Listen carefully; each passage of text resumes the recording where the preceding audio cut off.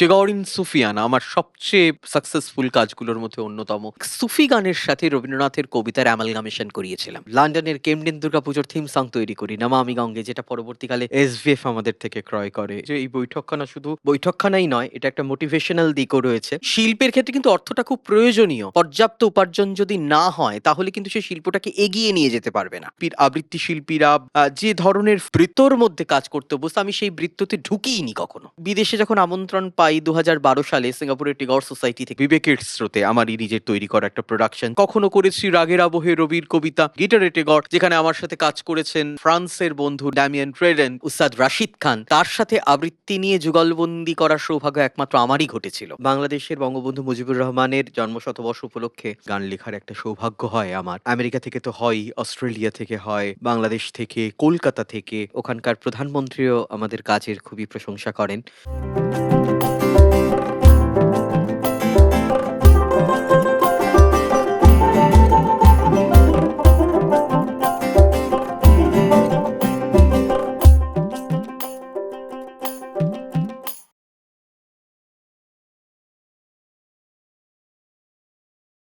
নমস্কার।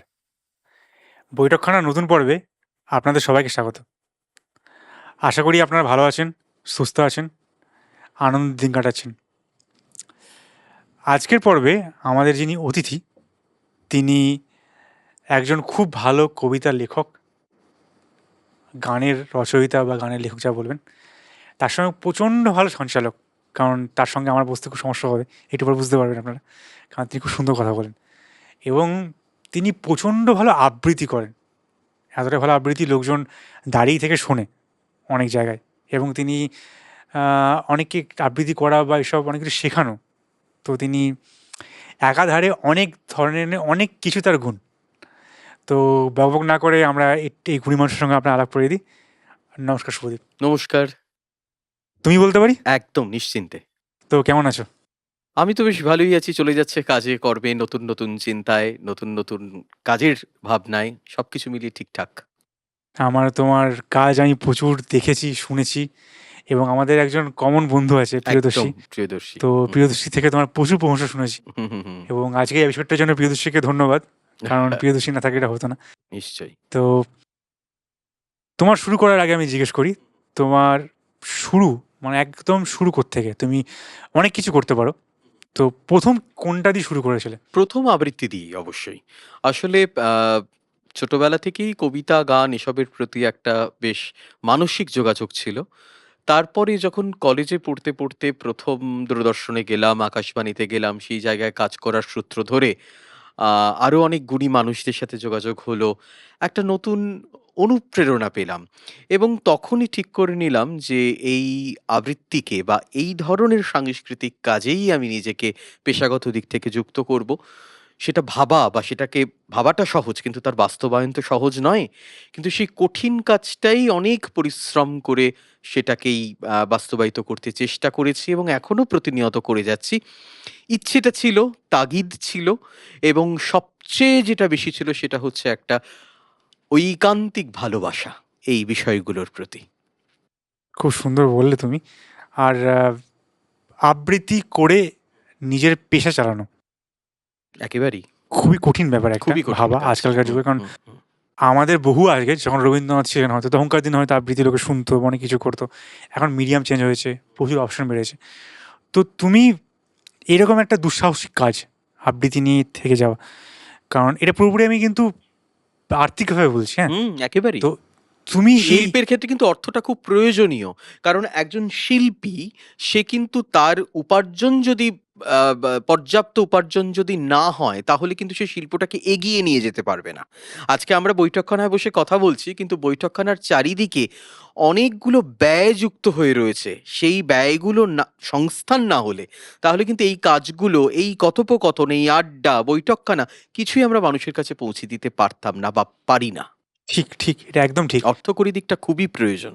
খুবই। তো এরকম একটা রিস্ক নেওয়া, ভাবার, এই চিন্তা ভাবনাটা আসলো কিভাবে?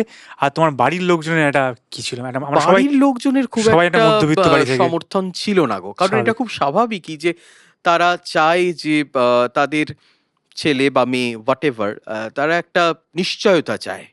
এমন একটা কিছুর সাথে যুক্ত হোক, সেখানে একটা পাকাপাকি সংস্থান তাদের তৈরি হবে। কিন্তু এই কাজটা তো খুব একটা অনিশ্চয়তা তো থাকেই। তো বাবা-মায়েরা সেটাই ভাবেন। আর বিশেষ করে যাদের সাথে কোনো রকম যোগাযোগ নেই শিল্প সংস্কৃতি জগতের, তারা আরো ব্যাপারটা তাদের কাছে দুর্বহ। সেই বিষয়গুলোকে নিয়ে ভাবনা চিন্তা করা।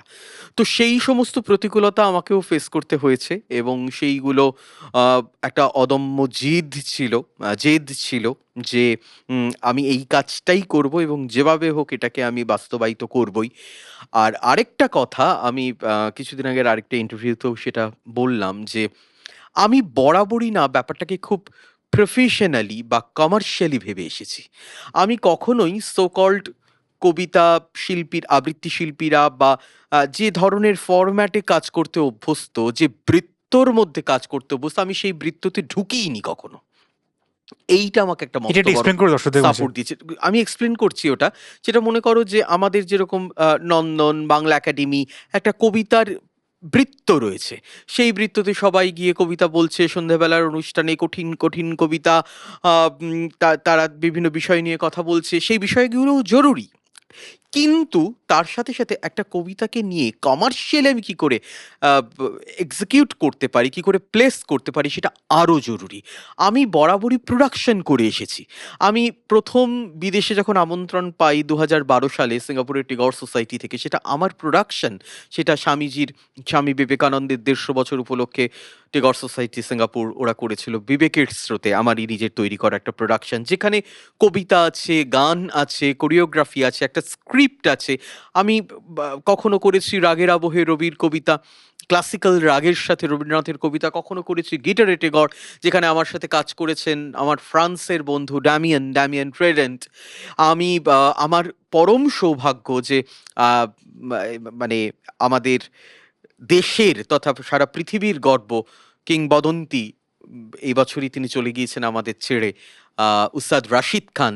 তার সাথে আবৃত্তি নিয়ে যুগলবন্দি করার সৌভাগ্য একমাত্র আমারই ঘটেছিল। তার সাথে একই মঞ্চে, একই সাথে।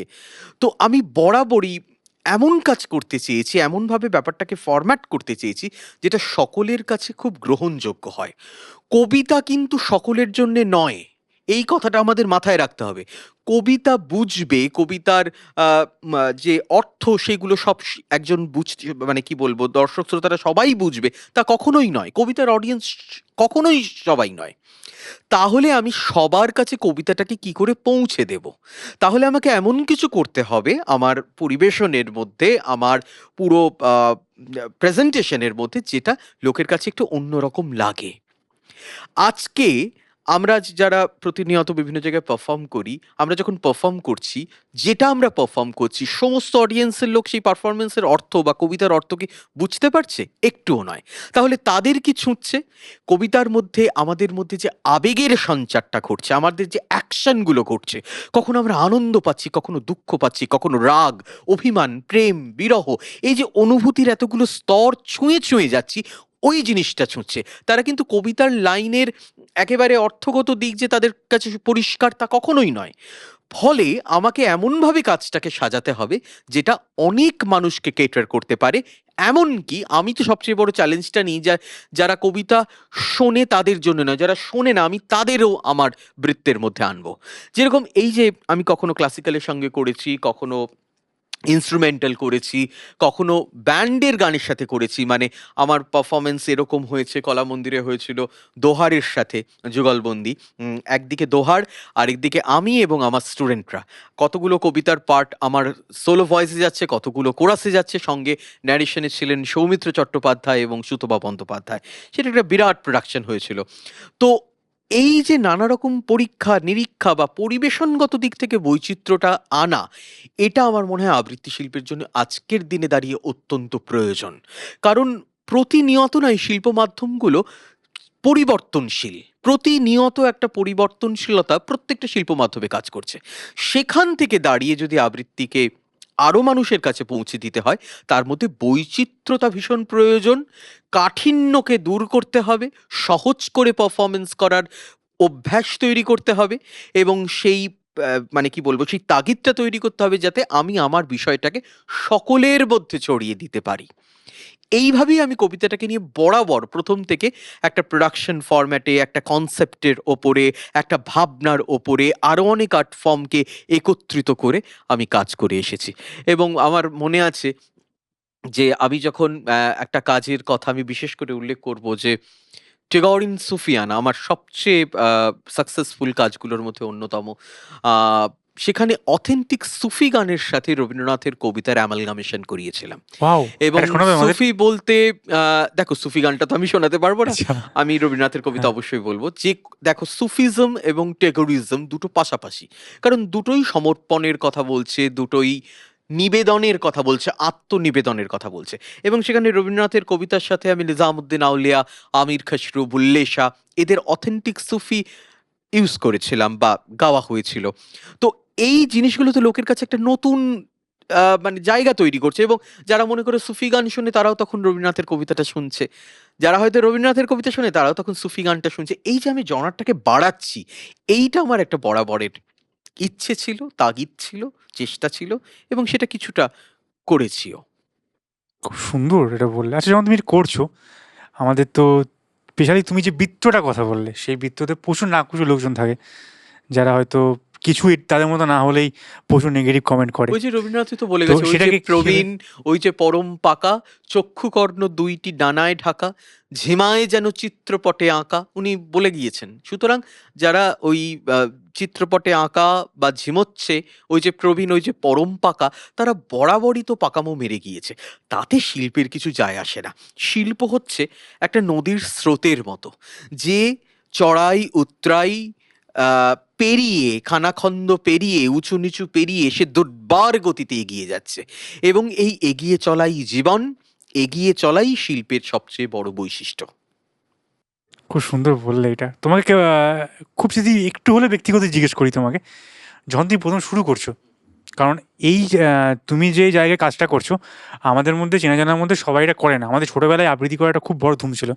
কিন্তু আবৃত্তিকে পেশা করে চালানো খুব কঠিন, এবং সেটা দর্শকদের জন্যই আমি বলছি স্পেশালি। তো যখন তুমি ১ম কাজ করছো, এবং আমি এটা অনেকের মুখে শুনেওছি যে যখন কেউ একজন খুব ভালো কাজ করা শুরু করে, তার আশেপাশে এবং সে যখন গ্রামার ভাঙতে শুরু করে, আমরা এখানে সবাই ব্যাকগ্রাউন্ড ভেঙে কিছু না কিছু করার চেষ্টা করছি। তো সেখানে দাঁড়িয়ে প্রচুর নেগেটিভই সহ্য করতে হয়। যেমন তুমি বললে, তোমার একটা খুব ভালো একটা খুব সুন্দর একটা উদাহরণ দিয়ে তুমি বুঝিয়ে দিলে। কিন্তু আমি বলছি, এরকম কখনো হয়েছে তোমাকে ফেস করতে হয়েছে দাঁড়িয়ে, যেখানে তুমি খুব ভালো জায়গায় উঠছো, দেখতে পাচ্ছ, এবং তুমি কাউকে বিশ্বাস করেছো, হয়তো কোনো সিনিয়র হোক বা তোমার বয়সী হোক, কিন্তু সে কোনো না কোনোভাবে তোমাকে বাধা দিচ্ছে কাজ করার হ্যাঁ, স্টার্টিংয়ে? হ্যাঁ, কম বেশি তো হয়েইছে। সে ট্যাকেল করেছো কীভাবে?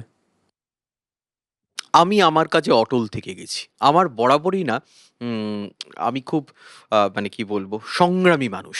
আমি খুব লড়াই করতে ভালোবাসি এবং কোনো কিছু দিয়ে সেটা বাজে কথা হোক, ভুল কথা হোক, কোনো কিছু দিয়ে আমাকে দমানোটা খুব কঠিন। হুম? তো এবং আমার আরেকটা কথাও আমি তোমার এই বৈঠকখানার সূত্রে সবাইকে বলতে চাইবো যে, প্রতিটা দিন কিন্তু শুধু একটা নতুন দিনের শুরু নয়। আমার অস্তিত্বেরও আরেকটা শুরুর দিন। প্রতিটা দিন তোমার নিজের নতুন করে জন্মানোর দিন। প্রতিটা দিন তোমার ভাবনা, চিন্তা সমস্ত কিছুকে নতুন করে উন্মেষের দিন, নতুন করে ফুটিয়ে তোলার দিন। অর্থাৎ প্রতিদিন তোমার কিন্তু নতুন, নতুন করে পদযাত্রা শুরু হচ্ছে। নতুন, নতুন করে তোমার জীবনের চেতনা ফুটে উঠছে। আজকে যে ভাবনা চিন্তা নিয়ে বসে আছি, কালকে আমার কিন্তু একটা নতুন দিনের সূত্রপাতের সাথে আমার ভাবনা চিন্তারও আরেকটু উত্তরণ প্রয়োজন। আমি এই নীতিতে বিশ্বাসী এবং সবচেয়ে বড় কথা হচ্ছে গিয়ে যে একটা বিষয়ের প্রতি তুমি যদি একাত্ম থাকো, তোমার যদি একাগ্রতা থাকে, তোমার যদি নিষ্ঠা থাকে, তোমার যদি পরিশ্রম করার ক্ষমতা থাকে, তাহলে আমি মনে করি পৃথিবীর কোনো শক্তি নেই যে তোমাকে বাধা দিতে পারে। কারণ আমরা চলি সমুখপানে, কে আমাদের বাঁধবে? রইল যারা পিছুর টানে, কাঁদবে তারা কাঁদবে, আমরা চলি সমুখপানে, কে আমাদের বাঁধবে? দারুণ বললে। তো আমি যাদের জন্য এই প্রশ্নটা করলাম, মানে এই প্রশ্নটা ঠিক আমার জন্য নয়, মানে আমি বা ও বা আমাদের টিমে এখানে যারা আছে, আমরা সবাই এই যাত্রাপথটা পেরিয়েছি বলা ভুল, আমরা এখন যাত্রাপথের মধ্যে আছি। আমরা সবাই এটা ফেস করেছি এবং এখনও করছি। কিন্তু যারা শুরু করছো, যারা শুরু করছো, যে সুন্দর লাইনটাও বোঝালো, এটা মনে রেখো, তোমাদের কিন্তু যদি আগে যেতে হয় তোমাকে নিজেদের মতো করেই এগোতে হবে। প্রচুর লোক তোমাকে খারাপ কথা বলবে, তোমার পিঠে ছুরি মারবে, বিশ্বাসঘাতকতা করবে, সেগুলোকে তোমার যাত্রাপথের একটা পার্ট। তুমি প্রথম করছো না, তোমার আগে প্রচুর লোক করে গেছে, তোমার পরেও করবে, এটাই সবাই করে, কিন্তু তোমাকে টিকে থাকতে হবে। এই আসলে এরকম না বহু উদাহরণ, যেহেতু এটা একটা মানে আমার খুব মনে হচ্ছে যে এই বৈঠকখানা শুধু বৈঠকখানাই নয়, এটা একটা মোটিভেশনাল দিকও রয়েছে। আমাদের যারা আমাদের এই বাংলার বুকে মনীষী হিসেবে জন্মগ্রহণ করেছেন বা যাদেরকে আমরা মনীষী হিসেবে মান্য করি, প্রত্যেকের জীবনে কিন্তু এই ঘটনা ঘটেছে। ঈশ্বরচন্দ্র বিদ্যাসাগর তিনি যখন বিধবা বিবাহ দিতে যান, তাকে নিয়ে বাঙালি কি পরিমাণ নোংরা কথাবার্তা, কিস্তি খেউর নানা রকম অপবাদ, নিন্দা, সমালোচনা, বিরূপ সমালোচনা তাকে নিয়ে করা হয়েছিল, আমরা সেটা ভাবতেও পারি না। স্বামীজিকে নিয়ে, স্বামী বিবেকানন্দকে নিয়ে নাম দেওয়া হয়েছিল বিবিকা আনন্দ, সেই কথা আমরা অনেক জায়গায় দেখেছি। সুতরাং রবীন্দ্রনাথকে নিয়েও নানা রকম বিরূপ সমালোচনা সেই রকম সময়ে প্রচলিত হয়েছিল, যে উনি আহ, এই কথাটা শোনা যায় যে উনি তো খুবই উচ্চ বংশের সন্তান, তিনি সারাদিন উনার অত কাজ নেই, তিনি সারাদিন লেখালেখি করেন আর জমিদারির কাজকর্ম পরিচালনা করেন, ওই খুব আরামের জীবন। কিন্তু রবীন্দ্রনাথের জীবনে যে কত সংগ্রাম, কত লড়াই, আহ, আমরা ভাবতেও পারি না। তো যখন যে যে সমস্ত যুগমনীষীরা এসেছেন তাদের সবাইকে বিপুল পরিমাণ প্রতিকূলতা সহ্য করতে হয়েছে, কিন্তু তাদের কাজ, তাদের নীতি এতটাই দুর্বার যে কোনো কিছুই তাদের বাঁধতে পারেনি। আমরা আজকে যদি রবীন্দ্রনাথের কথা বলি, আজকে যদি আমরা স্বামী বিবেকানন্দের কথা বলি, আজকে যদি আমরা আহ, ঈশ্বরচন্দ্র বিদ্যাসাগরের কথা বলি, রাজা রামমোহন রায়ের কথা বলি, কে কারোর জীবন খুব সুচারু নয়, তাও প্রত্যেকের জীবনে টানাপোড়েন এসেছে, বাধা বিপত্তি এসেছে, কিন্তু তাদের জীবনের লক্ষ্য থেকে তারা কিন্তু কেউ ভ্রষ্ট হননি। তাই আজকের দিনে দাঁড়িয়েও আমরা তাদের নতমস্তকে স্মরণ করছি। জীবনের একটা এথিক্স থাকা খুব জরুরি, একটা আদর্শ থাকা খুব জরুরি, লক্ষ্য থাকা খুব জরুরি। যদি সেটা ঠিক থাকে, লক্ষ্যে পৌঁছতেও কোনো অসুবিধা হবে না। স্বামীজি বলছেন, উত্তিষ্ঠত জাগ্রত প্রাপ্য পরানো নিবোধতা, ওঠো জাগো, নিজের লক্ষ্যে পৌঁছনো না পর্যন্ত থেমো না। এই যে জীবন চেতনার কথা স্বামী বিবেকানন্দ বলছেন, আমরা রবীন্দ্রনাথের লেখাতেও সেই ধরনের মোটিভেশন খুঁজে পাই। রবীন্দ্রনাথের কথাতেও তিনি বারবার আত্মজাগরণের কথা বলছেন, আত্ম উত্তরণের কথা বলছেন। এই বিষয়গুলোকে যদি এতটুকু আমরা আত্মস্থ করতে পারি, তাহলে চলবার পথ আরো অনেক সুন্দর হবে। ওই ব্যাঘাতা সুখ নব নব, আঘাত খেয়ে অচল রব, বক্ষে আমার দুঃখে তব বাজবে জয় ডঙ্গ, দেব সকল শক্তি, লব অভয়ে তব শঙ্খ। খুব সুন্দর বললে, খুবই সুন্দর বললে। যে মেসেজটা আমি বলতে চেয়েছিলাম খুব সুন্দর করে তুমি গুছিয়ে বললে। তো আশা করি দর্শকরা বা যারা নতুন করে শুরু করছে, সে যে বয়সেরই হোক, তারা একটু হলেও সাহস পাবে। তো সাহস থেকে মনে পড়ছে, আমি ফিরে আসছি তোমার গল্পে, যে অসীম সাহস নিয়ে তুমি কাজটা শুরু করে ফেলেছো, এবং তুমি এখন একাধারে তুমি কাজ শেখাচ্ছ, হুম, আবৃত্তি শেখাচ্ছ। আমার একটি প্রতিষ্ঠান আছে শ্রুতিবৃত্ত নামে। আচ্ছা, সেটা সেখানে যদি কোনো কাউকে শিখতে হয়, সে কীভাবে সেখানে আসতে পারবে? সে আমার সাথে যোগাযোগ করলেই সে যুক্ত হতে পারবে। এই মুহূর্তে শ্রুতিবৃত্তর বয়সও প্রায় 18 পেরিয়ে গেল, এবং আমাদের ছোট বড় আলাদা বিভাগ রয়েছে, ছোটদের জন্যে, বড়দের জন্যে। সর্বভারতীয় সঙ্গীত ও সংস্কৃতি পরিষদের পরীক্ষারও ব্যবস্থা রয়েছে। তাছাড়াও আমাদের সারা বছর ধরেই বিভিন্ন অনুষ্ঠানে আমাদের ছাত্রছাত্রীরা বিভিন্ন জায়গায় পারফর্ম করে, এবং তাদেরকে নিয়েও এই মুহূর্তে নানা রকম প্রযোজনা তৈরি হচ্ছে, যেখানে তারা অত্যন্ত দক্ষতার সাথে তাদের নিবেদন পরিবেশন করতে পারছে। যারা আমার সাথে সংযুক্ত হতে চান বা শ্রুতিবৃত্ততে যুক্ত হতে চান প্রশিক্ষণের জন্যে, তারা আমার সাথে যোগাযোগ করলেই, সমাজ মাধ্যমের বহু জায়গায় সেই যোগাযোগ রয়েছে, তারা পারবেন যুক্ত হতে। আশা করি তোমাদের ফেসবুক পেজও আছে। একদমই। তুমি যদি দর্শকদের একটু বলে দাও, তাহলে তোমার। হ্যাঁ, শ্রুতিবৃত্ত এই নামেই ফেসবুক পেজ রয়েছে। তাছাড়া আমার আরেকটি ফেসবুক পেজ রয়েছে, শুভদীপ চক্রবর্তী প্রোডাকশনস, যেখানেও আপনারা যুক্ত হতে পারেন। এবং আমাদের শুভদীপ চক্রবর্তী প্রোডাকশনসের একটি ইউটিউব চ্যানেল রয়েছে, যেখান থেকেও নিত্য নতুন কাজ আমরা মাঝে মাঝেই পরিবেশন করি, সেখান থেকে প্রকাশ করি। আহ, শুভদীপ চক্রবর্তী প্রোডাকশন, শ্রুতিবৃত্ত, দুটি পেজের মাধ্যমেই আমার সাথে যোগাযোগ করা যাবে। তাছাড়াও আমার ফেসবুক, ইনস্টাগ্রাম প্রোফাইল তো রয়েছেই শুভদীপ চক্রবর্তী নামে। শুধু চাই বিষয়ের প্রতি ভালোবাসা এবং ওই একাগ্রতা, যে কোনো বাধা কোনো বিপত্তিতেই আমি ছেড়ে যাব না। এই জোর যদি থাকে, বিশ্বাস যদি থাকে, এবং বিশ্বাস কিন্তু সবার আগে নিজের প্রতি, আমার আত্মবিশ্বাস যদি থাকে, তাহলে কিন্তু আমি সব করতে পারি। বুঝতে পেরেছ? অবশ্যই, অবশ্যই। এবং আমি চাইবো যে আরো নতুন, নতুন বাচ্চা-কাচ্চা যারা আছে তারা তোমাদের সঙ্গে জুড়ুক, বা যে বয়সেরই হোক নিশ্চয়ই, তারা নিশ্চয়ই, যে শিখুক কোনো বয়সেরই হোক। এবং হ্যাঁ। তারা শিখুক, তারা জানুক এই জায়গাটা সম্বন্ধে।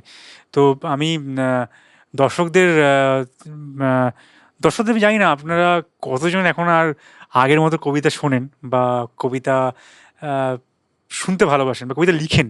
তো তুমি যদি তোমার নিজস্ব কোনো লেখা কবিতা, যেটা অলরেডি মাধ্যমে হয়তো আছে বা নেই, যদি আমার দর্শকদের একটু শোনাও। হুম, শোনাতেই পারি, কোনো অসুবিধা নেই। তাহলে দর্শকরা নতুন কবিতা শুনুন আপনারা। বেশ। এবছর লক্ষ্মী পুজোর দিন এই কবিতাটা লিখেছিলাম।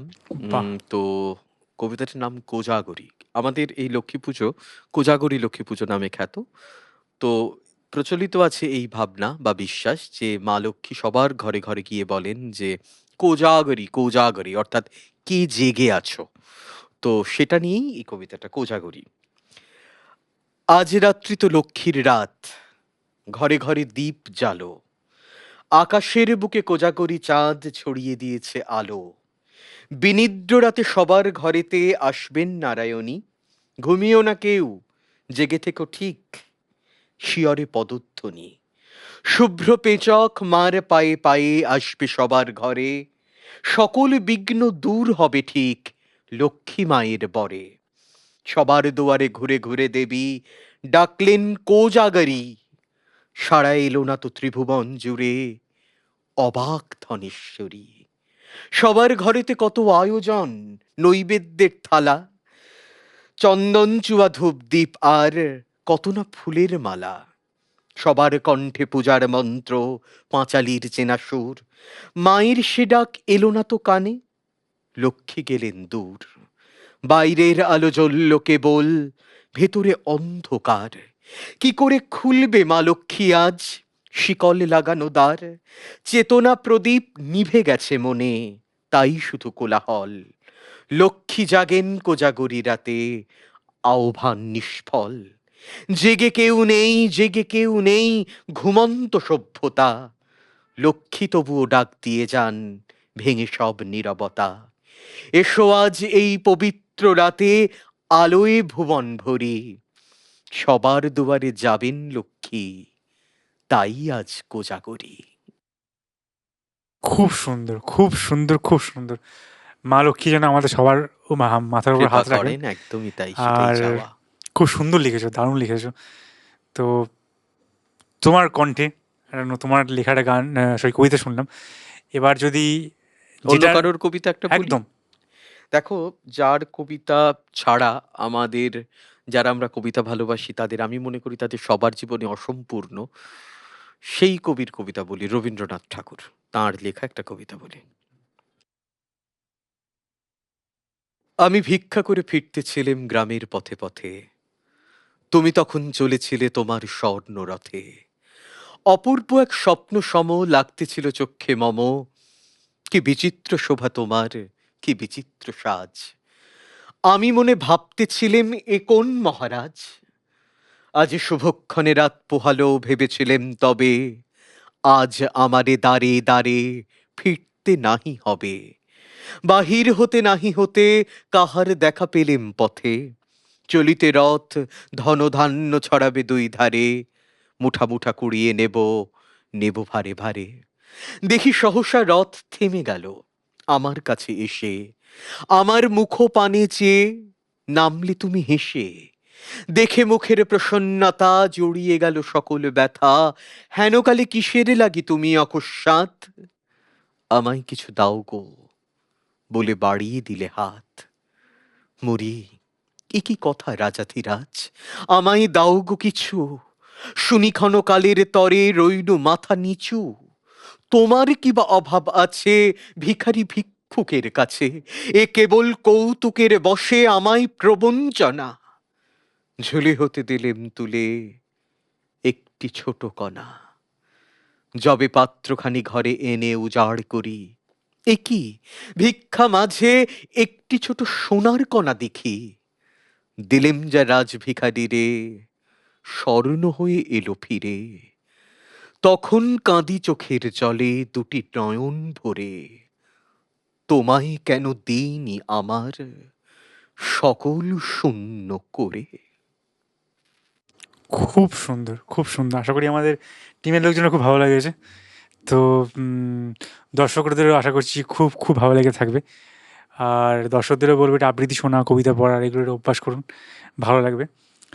আর তো তোমার আবৃত্তির তো একটা দিক দেখলাম, গান লেখা তুমি বলেছিলে এবং সঞ্চালনা। এই দুটো নিয়ে তুমি কিরকম কাজ করছো এখন? এই দুটো নিয়েও আমি প্রচুর কাজ করে এসেছি। আমি বিভিন্ন এফএম স্টেশনেও অনেকগুলো দিন কাজ করেছি এবং কথা বলাটা যেহেতু আমার খুব প্রিয়, সেই জন্যে মঞ্চে হোক বা টিভির পর্দায় বা রেডিওতে বিভিন্ন মাধ্যমেই আমি কাজ করেছি দীর্ঘদিন ধরে। আমার খুব মনে হয় যে কথা বলা এমন একটা মাধ্যম, সঞ্চালনা এমন একটা মাধ্যম যেখানে তুমি অনেকের সাথে যুক্ত হতে পারছো। সবাই কি চায় জানো? সবাই চায় যিনি সঞ্চালক বা যিনি কথা বলছেন তার সাথে যেন একটা একাত্ম যোগাযোগ তৈরি হয়। অর্থাৎ আমি এই মুহূর্তে দাঁড়িয়ে যদি ক্যামেরার দিকে তাকিয়ে বলি, কি ভাবছো এখন? অন্য কিছু? খুব নিরাশ লাগছে? কাউকে ভালোবাসার কথা ইচ্ছে করলেও বলতে পারছো না? নিজেকে অনেক কিছু থেকে বঞ্চিত বলে মনে হচ্ছে? না, এইরকম ভাবনাগুলো ভাবা এবারে বন্ধ করো। তোমার জন্য সমস্ত কিছু সাজানো রয়েছে। কিন্তু তুমি সেই দিকে তাকাচ্ছ না। একবার চোখ ফিরিয়ে তাকাও, দেখতে পাবে যে তোমার জন্যও কত কিছু ছড়িয়ে রয়েছে। এই তো আমি এই মুহূর্তে তোমার দিকে বাড়ালাম বন্ধুত্বের হাত। কি আমার বন্ধু হবে? এইরকম। এই কমিউনিকেশনটা খুব জরুরি সঞ্চালকের ক্ষেত্রে। আমি যখন মঞ্চে এইবার তুমি বলবে যে তাহলে কি সবগুলো একরকম? না। মঞ্চে যে ধারা, রেডিওর সামনে সে অন্য ধারা, টেলিভিশনে আরো অন্যরকম ধারা। এই জায়গাগুলো আলাদা, আলাদা। আলাদা, আলাদা জায়গাগুলো আলাদা, আলাদা স্টাইল তৈরি করবে। কিন্তু সবচেয়ে যেটা প্রয়োজন, আমি যেটা বলছি সেটা কি আমি খুব আন্তরিকভাবে বলছি? আমি যেটা বলছি সেটা কি আমি বিশ্বাস করে বলছি? আমি যেটা বলছি সেটা কি আমি ভেবে বলছি? এই প্রক্রিয়াটা ভেতরে কিন্তু সবসময় চলা খুব প্রয়োজন। তাহলেই একজন দক্ষ সঞ্চালক হয়ে ওঠা যায়। হুম? এটা গেল সঞ্চালনার ক্ষেত্রে। আর গান লেখা দেখো, আ গান লেখাটা মূলত আমার আ কবিতা লেখার সাথে সাথেই উম আ তৈরি হয়েছিল এবং যেহেতু কবিতা চর্চার সাথে, সাথে যে জিনিসটা তৈরি হয় ছন্দের উপর একটা গ্রিপ তৈরি হয়ে যায়। তো সেটা আমার গানটা লিখতে খুব সাহায্য করেছে। আমি খুব রিদমিক গান লিখতে ভালোবাসি বা একটু আধটু লিখতে পারি। আ ২০১৭-১৮ নাগাদ ১ম আ একটি দুর্গাপুজোর থিম সং এ আমার লেখা গান প্রকাশিত হয় এবং তারপর কোভিড টাইমে বহু গান লিখেছি যে গানগুলো কখনো গেয়েছেন লোপামুদ্রা মিত্র, কখনো রাঘব চট্টোপাধ্যায়, কখনো রূপঙ্কর দা, কেউ মানে সবাই, ইমন থেকে শুরু করে সবাই। কিছু এবং গানের যদি উদাহরণ দাও। যেরকম সেই সময়ে কোভিড যখন সদ্য শুরু হয়েছে তখন আমি আর আমার এক বন্ধু সুরকার আ গায়ক বন্ধু চিরন্তন আমরা দুজন মিলে তৈরি করেছিলাম 'পৃথিবীর মন ভালো নেই।' সেটা বহু মানুষের মন ছুঁয়েছিল এবং তারপর আ আমরা লন্ডনের কেমডেন দুর্গাপুজোর থিম সং তৈরি করি 'নমামি গঙ্গে' যেটা পরবর্তীকালে এসভিএফ আমাদের থেকে ক্রয় করে এবং আরে বাহ! তাহলে এটা কি এসবিএফ এর ইউটিউব চ্যানেলে পাবো? একদমই তাই এসভিএফ ডিভোশনালি এটা পাবে এবং এটা সঙ্গীত বাংলায় প্রায়ই সম্প্রচার করে কি নামে পাবো? 'নমামি গঙ্গে'। দর্শকরা অবশ্যই সার্চ করে দেখুন। আচ্ছা, তারপর তুমি কিছু বলছিলে? তারপর? হ্যাঁ, তারপর যেটা হলো যে বাংলাদেশের বঙ্গবন্ধু মুজিবুর রহমানের জন্মশতবর্ষ উপলক্ষে পৃথিবীর বিভিন্ন দেশ থেকে আমরা গান তৈরি করি। আমার লেখা গান। জাপান থেকে হয়, আ আমেরিকা থেকে তো হয়ই, অস্ট্রেলিয়া থেকে হয়, বাংলাদেশ থেকে, কলকাতা থেকে প্রায় ৭ টা দেশের কাছাকাছি আ আমাদের বঙ্গবন্ধুকে নিয়ে গান লেখার একটা সৌভাগ্য হয় আমার এবং পরবর্তীকালে ওখানকার প্রধানমন্ত্রীও আমাদের কাজের খুবই প্রশংসা করেন। আ এর সাথে, সাথে ডিভোশনাল গানেও আমার একটু কাজকর্ম করার সুযোগ ঘটে এবং এখনো অবধি বেশ কিছু শ্যামাসঙ্গীতও লিখেছি যে গানগুলো হয়তো প্রকাশিত হয়েছে। আগামী দিনে আরো বড় করে কিছু কাজ করার ইচ্ছে আছে এবং খুব সম্প্রতি না হলেও কিছুদিন হয়তো আমরা আ খুব রেগুলারলি অ্যাক্টিভ নই ওই YouTube চ্যানেলে। কিন্তু এখন হওয়ার ইচ্ছে আছে। সেটা হলো শুভদীপ চক্রবর্তী ডিভোশনালস। এই নামে একটা YouTube চ্যানেল আমি খুলেছি যেখানে শুধুমাত্র ডিভোশনাল সং সম্প্রচার করা হবে বা প্রকাশ করা হবে। বাহ! বেশ অনেক কিছু মিলে একটা কাজ করা এবং অনেক ধরনের প্রতিভা। তো আগামী কি কাজ আসছে তোমার? আগামী কাজ বলতে আ ঈশ্বরচন্দ্র বিদ্যাসাগরের শেষ জীবনটাকে নিয়ে আমি সামনের বছর ২০২৫ একটা প্রযোজনা আনছি যার নাম 'একাকী ঈশ্বর'। আমরা হয়তো সবাই জানি না যে ঈশ্বরচন্দ্র বিদ্যাসাগরের মতন আকাশের মতন একজন মানুষের শেষ জীবনটা কতটা দুঃখের, কতটা একাকী, কতটা যন্ত্রণার। তো তার জীবনের এই শেষ পর্বটা নিয়ে 'একাকী ঈশ্বর' বলে একটি নতুন প্রযোজনা আমি আনতে চলেছি। আরেকটা হলো জীবনানন্দ দাশ, যাকে নিয়ে হয়তো অতটা বেশি এক্সপ্লোর করা হয়নি এখনো পর্যন্ত। জীবনানন্দ দাশের জন্মের ১২৫ বছর চলছে এখন। তো জীবনানন্দ দাশকে নিয়েও একটা নতুন কাজের পরিকল্পনা হয়েছে। আপাতত এই দুটি কাজ ২০২৫ এর জন্যে আমার ভাবনায় রয়েছে। বাহ! আর কোনো সিনেমা, শর্ট ফিল্ম এসবের কোনো কাজ? শর্ট ফিল্ম আ কিছু কাজে আমাদের দুজনেরই আ কমন বন্ধু প্রিয়দর্শীর সুবাদে ১-২ কাজে আমি আ ওর সাথে কাজ করলাম। আ আগামী দিনে নিশ্চয়ই ইচ্ছে রয়েছে এবং সেই রকম কিছু কথাবার্তা চলছে। তবে আমার ব্যক্তিগতভাবে কবিতার ওপরে কিছু শর্ট ফিল্ম করবার ইচ্ছে রয়েছে। কারণ কবিতারও তো একটা নিজস্ব গল্প আছে, কবিতারও একটা চরিত্র আছে, কবিতারও একটা ঘটনার ওঠাপড়া আছে। তো সেই বিষয়টার কবিতাকে নিয়ে যদি আমরা ছোট, ছোট শর্ট ফিল্ম করতে পারি, আমারও খুব ইচ্ছা আছে এটা আ করার। তো সেইটা আমার খুব ভাবনায় রয়েছে করবার। এবং আগামী দিনে যেটা আমার আরেকটা বড় ভাবনা রয়েছে যে আরো বিভিন্ন আর্ট ফর্ম এর সাথে কবিতাকে অ্যামালগামেট করে লোকের কাছে পৌঁছে দেওয়া। কারণ প্রত্যেকটা আর্ট ফর্মের সাথেই আরেকটা আর্ট ফর্মের কিন্তু একটা সংযোগ থাকে। কবিতার সাথে কি গানের সম্পর্ক নেই? গানের সাথে কি নাচের সম্পর্ক নেই? নাচের সাথে কি নাটকের সম্পর্ক নেই? প্রত্যেকটা আর্ট ফর্মের সাথে কিন্তু আরেকটা আর্ট ফর্মের একটা সম্পর্ক থাকে। সেই ধরনের কিছু কাজ করবার ইচ্ছে আছে নতুন কোনো ভাবনা নিয়ে, নতুন কোনো বিষয় নিয়ে, যা বিভিন্ন ধরনের শিল্পীদেরকে একত্রিত করতে পারবে বা একটা পরিবেশনার সাথে সংযুক্ত করতে পারবে। সুন্দর, সুন্দর এবং আমরা প্রার্থনা করব যে তোমার এই চেষ্টাগুলোকে একদমই তাই। কাজে লাগুক এবং হয়তো কোনো না কোনো দিন আমরাও একসঙ্গে কাজে জড়িয়ে পড়বো কোনো না নিশ্চয়ই, কোনো দিন। নিশ্চয়ই। পৃথিবীটা গোল এবং যদি আমরা অলমোস্ট শেষের দিকে চলে এসেছি। তুমি শেষ করার আগে যদি দর্শকদের কিছু বলতে চাও, তুমি বলতে পারো। কোনো মেসেজ দাও তো। দর্শকদেরকে একটা কথাই বলব যে উম ভালো কাজের সাথে একটু থাকার চেষ্টা করুন। আ এমন কিছু কাজ এই Facebook বা অন্যান্য সমাজ মাধ্যমের জন্যে অনেক সামনে চলে আসছে যে কাজগুলোর গুণগত মান কিন্তু সেরকম নয়। আমরা সেটা বুঝতে পারি।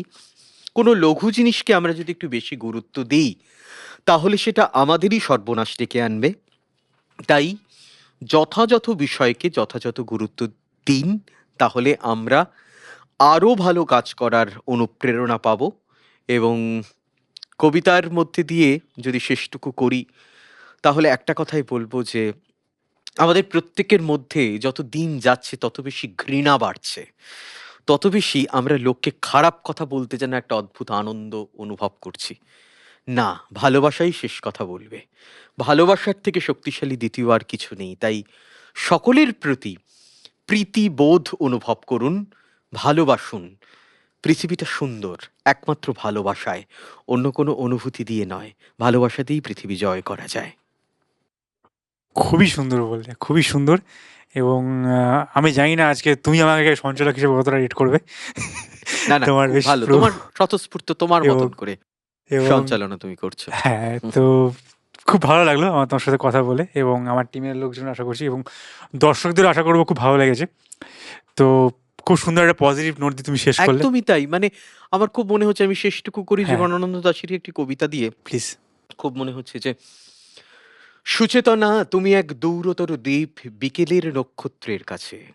সেইখানে দারুচিনি বনানীর ফাঁকে নির্জনতা আছে। এই পৃথিবীর রণ রক্ত সফলতা সত্য, তবু শেষ সত্য নয়।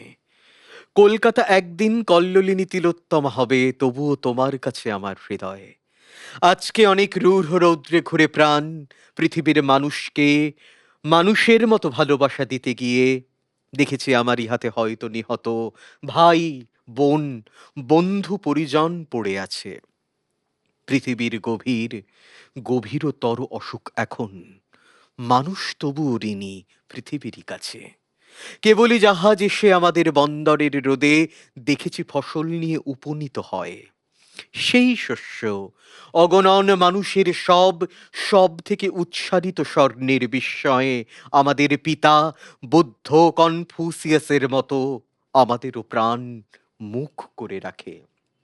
তবু চারিদিকে রক্তক্লান্ত কাজের আহ্বান। সুচেতনা, এই পথে আলো জেলে এ পথেই পৃথিবীর ক্রমমুক্তি হবে। সে অনেক শতাব্দীর মনীষীর কাজ। এ বাতাস কি পরম সূর্যকরোজ্জ্বল, প্রায় ততদূর ভালো মানব সমাজ। আমাদের মতো ক্লান্তিহীন নাবিকের হাতে গড়ে দেব আজ নয় ঢের দূর অন্তিম প্রভাতে। মাটি পৃথিবীর টানে মানব জন্মের ঘরে কখন এসেছি, না এলেই ভালো হতো অনুভব করে। এসে যে গভীরতর লাভ হলো সেসব বুঝেছি শিশির শরীর ছুঁয়ে সমুজ্জ্বল ভরে। দেখেছি যা হলো হবে, মানুষের যা হবার নয়। শাশ্বত রাত্রির বুকে সকলই অনন্ত সূর্যোদয়। খুব, খুব, খুব সুন্দর। আমাদের এতটা ভালো পোয়েটিক এন্ডিং বোধহয় খুব কম সময়ে হয়েছে। খুব ভালো লাগলো। তো তোমার সঙ্গে আড্ডা দিয়েও খুব ভালো লাগলো। আমারও খুব ভালো লাগলো। আশা করি তোমার ভালো লেগেছে যখন, খুব ভালো লাগলো। নিশ্চয়ই। তাহলে আজকের মতো আমরা শেষ করি। একদম। খুব ভালো থেকো তুমি এবং সবাইকে ভালো রেখো। একদম। নমস্কার। নমস্কার। তো দর্শক বন্ধুরা, খুবই সুন্দর আজকে একটা আড্ডা দিলাম। আশা করি আপনারা সবাই আনন্দ পেয়েছেন এবং যেটাও বললো যে একটু পজিটিভ থাকুন, সমাজটাকে একটু পজিটিভ রাখুন, কবিতা শুনুন, আরও ভালো ভালো কাজ দেখুন, এটাই বলবো। এবং আমি একটা খুব সুন্দর একটা মুডে আছি আমি এত সুন্দর কবিতা শুনে অনেকদিন পর। তো যাই হোক, আজকের মতো আমরা শেষ করছি। আপনারা ভালো থাকবেন, পরিবারের সবাইকে ভালো রাখবেন, সুস্থ রাখবেন, একটু কবিতা শুনবেন, নতুন কোনো শিল্পীর পাশে দাঁড়াবেন আর কি। তাহলে আজকের মতো শেষ করি এখানে। পরের পর্বে আবার কাউকে নিয়ে আসছি এবং দেখা হচ্ছে এই বৈঠকখানার নতুন পর্বে। নমস্কার।